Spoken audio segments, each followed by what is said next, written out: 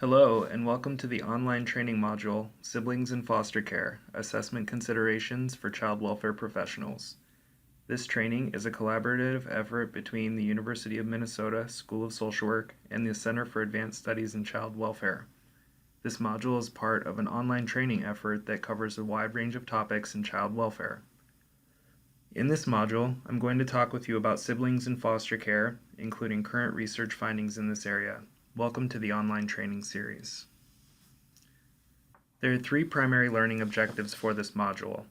These include a review of research regarding the influence of sibling relationships on child and family development, the impact of sibling relationships on the stability of foster care placements, permanency, and well-being, as well as assessment considerations for child welfare professionals. In Module 1, we will review the research on the influence of sibling relationships on child and family development. Siblings are a fixture of family life. These are among the longest and most enduring family relationships, typically forming in early childhood and continuing through adulthood into old age. Because siblings spend so much time together during childhood, these relationships provide an important context for developmental opportunities. Through ongoing interactions in the household, siblings influence children's mental health, behavior, and their social relationships. The quality of sibling relationships are particularly important. Sibling relationships characterized by support and warmth have been shown to promote mental health, reduce feelings of depression and loneliness, improve self-esteem and self-image, and promote socialization with peers and adults. Positive sibling relationships also help moderate the impact of stressful life events. Conversely, negative sibling relationships can negatively influence children's mental health, behavior, and their social relationships. Sibling relationships characterized by coercion, unhealthy competition, and high levels of conflict can lead to problematic behaviors in the home and community. Negative sibling relationships can lead to peer difficulties and antisocial behavior, mental health problems such as depression, and increased children's risk of substance use and criminal behavior. Siblings can be defined a number of different ways. Biological sibling relationships include full siblings who share the same mother and father. Half-siblings include children who share one biological parent. Siblings can also be defined legally. This includes a relationship formed through adoption or entry into a family system following remarriage, where children in the same home share no biological connection, but are otherwise connected through parental union. Youth in foster care, particularly in long-term placements, may form relationships which youth consider other children in the home to be their siblings. These foster sibling relationships may or may not include sibling relationships from other categories. In these instances, youth assign an emotional value to the relationship while no legal protections exist. Youth perceive other children in these homes to be their siblings. In addition to foster care arrangements, youth may be connected informally to other youth through community and extended family networks. In both foster and kith arrangements, youth assign a value to the relationships they share with other children that is characteristic of a typical sibling relationship. The process through which siblings influence the mental health, behavior, and socialization of children is informed by an understanding of social learning theory and theories of social emotional learning. Siblings spend the majority of their daily lives together, celebrate family milestones, transitions, and traditions. Ongoing daily interactions provide a consistent framework for contextualizing siblings' influence. This is achieved through ongoing communication, the sharing of emotions, and observing behavior. Siblings teach and learn from one another through observations as well as positive and negative reinforcement.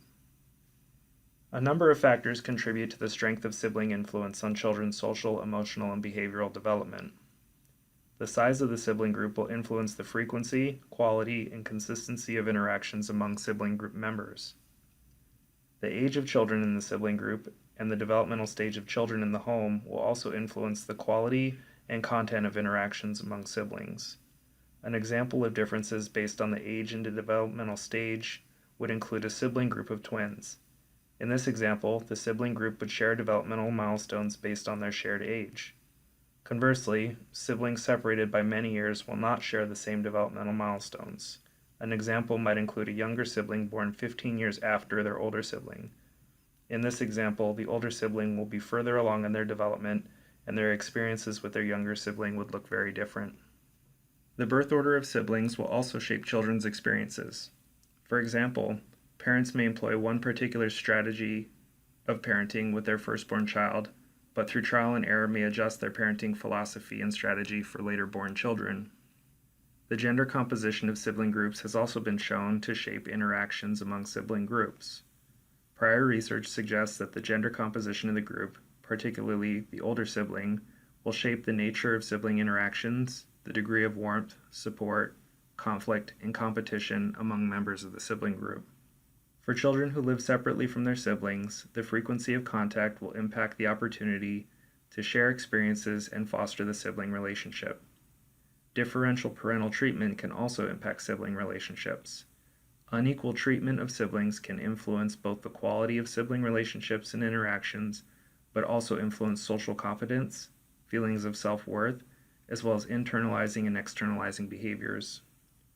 Exposure to maltreatment, either directed from the parent to the child or from sibling to sibling, can influence the nature and quality of sibling relationships and their subsequent influence on a child's development. Finally, the removal from the family system and placement in foster care will impact the potential for siblings to share life experiences. Through ongoing interactions through childhood, siblings shape children's development in a number of ways. The quality of sibling relationships can influence children's cognitive development and learning, their ability to socialize with parents, friends, and peers, as well as influence their mental and behavioral health. Children who experience unhealthy or coercive relationships with their siblings may be more likely to engage in externalizing behaviors, including bullying, substance use, early onset of sexual behavior, and delinquency. For our first reflection activity, take a few moments to think about what you've learned about the ways in which siblings influence child development. How have sibling relationships influenced your immediate and extended family system? If you are an only child, how has the absence of siblings shaped your development? Consider how sibling relationships have influenced your clients' lives. How have you witnessed sibling relationships, both in your family of origin as well as in the families you work with, changed over time?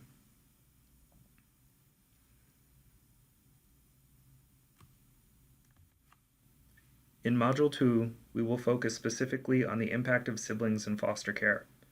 In particular, we will give our attention to the impact of sibling relationships on the stability of foster care placements, permanency, and well-being as it is understood in child welfare practice. It is difficult to estimate the true prevalence of siblings in foster care.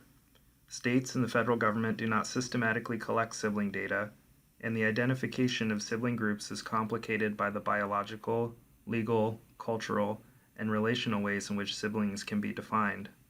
Further, legal definitions of siblings vary from state to state, and casework practice does not always mandate the assessment of families beyond the household into extended family networks. Best estimates of the prevalence of siblings in foster care suggest that 65 to 85% of youth in foster care have siblings who may or may not themselves be in foster care. Whether or not siblings are placed into the same foster home is influenced by a number of practical factors. First is the availability of foster homes to accommodate sibling groups. Larger sibling groups, particularly with more than 3 children, can be difficult to place and can result in sibling separation. Entering into care at the same time increases the likelihood of sibling co-placement, and children who enter into kinship care are more likely to remain together than children who are placed into non-relative homes. Siblings who are close in age and of the same gender are more likely to experience co-placement than children who are not the same age or do not share the same gender. 2 primary pieces of federal legislation have shifted the ways in which child welfare agencies respond to the needs of sibling groups when foster care intervention is required. The Fostering Connections to Success and Increasing Adoptions Act of 2008 prioritizes the co-placement of siblings whenever possible and consistent with the safety and well-being of the children in the sibling group. The Preventing Sex Trafficking and Strengthening Families Act of 2014 clarifies the adult sibling as a viable placement option when caseworkers are considering a fit and willing relative for a kinship foster care placement. Recently, states have begun adopting what is called a sibling bill of rights. This recognizes the importance of sibling relationships and provides guidance to local child welfare systems to preserve and strengthen the sibling relationship. These Bill of Rights can include requirements for assuring siblings are co-placed whenever possible, providing programming specifically designed to enhance the sibling relationship, and ensuring frequent and ongoing visitation when sibling groups are separated. A number of recent studies have highlighted the protective effects of sibling co-placement on the stability of foster care. Siblings who are co-placed in the same foster home are more likely to adjust and integrate into the home setting, particularly if they live with their siblings through their entire stay in care.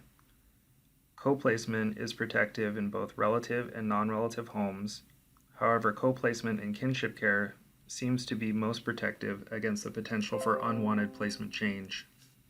The protective effects of sibling co-placement also appear for children who reunify with their siblings at later stages of their foster care stay. Youth who live with their siblings for only a portion of their stay in care are still less likely to experience placement change than are children who are separated from their siblings the entire length of time they are in foster care. Sibling co-placement also appears to benefit youth on their journey towards permanency. Co-placed siblings are more likely to be reunified with their parents following foster care placement than are sibling groups that are partially intact, meaning one or more member of the sibling group is separated, or situations where siblings are completely separated. Children who experience foster care separation are less likely to achieve permanency through adoption or guardianship. This is true both for siblings who experience separation through the entire course of their foster care stay, as well as children who initially experience co-placement but later experience sibling separation.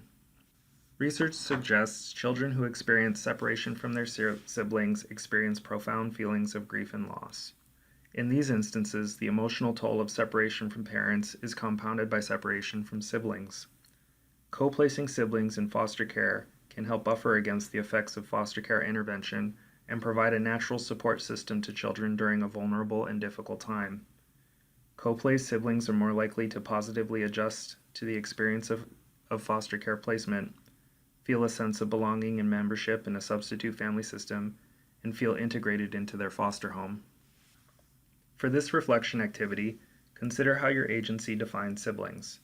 Does your agency have a policy that defines the sibling relationship in legal, cultural, or relational terms?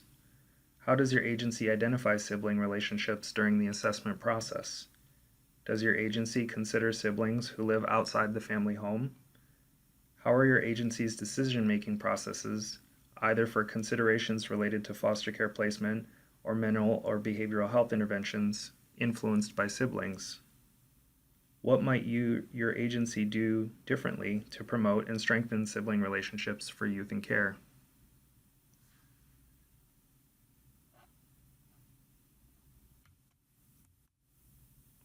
In Module 3, we will discuss specific assessment considerations with siblings in foster care.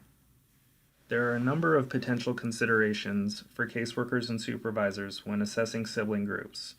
First, work to identify all members of the sibling family subsystem, even those who don't live in the home. Ask parents and children who their siblings are. Clarify whether there are siblings who live outside the home, such as an adult, half, or adopted siblings. Inquire as to whether there are other members of the family who they consider to be a sibling to capture non-legal definitions of sibling relationships that may have a symbolic or cultural significance. Talk directly to the youth to gain their perspective. Gather information from collateral sources such as other members of the family system, teachers, and community members to gain a well-rounded understanding of the family. In some instances, caregivers may not want to disclose the full extent of family relationships. If this is the case, explore the meaning and reasoning behind this. There may be potential resources in the community that could help in case planning or placement efforts when foster care intervention is required. It is also important to assess the quality of relationship and frequency of contact among members of the sibling group. Again, it is important to gather information from multiple sources, including the children, siblings, caregivers, and other important individuals in the family's life. You can ask direct questions to assess the current level of social and emotional support, the quality of sibling relationships, as well as severity of conflict and behavioral concerns. Know that some degree of conflict in sibling relationships is normal and developmentally appropriate. It is also important to know that sibling relationships will differ for large groups, so avoid asking questions that lump a child's responses into one question. After identifying each member of the sibling family subsystem, inquire about the quality of each sibling relationship individually. When assessing foster home placements, it is important to know that the responses you receive will be time dependent. Children go through a period of initial adjustment when entering a new home. After a period of time, youth will adapt to their placement and ideally will ultimately integrate into the family system for the remaining duration of their stay in care. The pace at which children adjust, adapt, and integrate into foster care placements will in part be dependent on their level of familiarity with the family system before moving into the family home. It is important to assess multiple perspectives to gain a well-rounded picture of the sibling and family system relationships.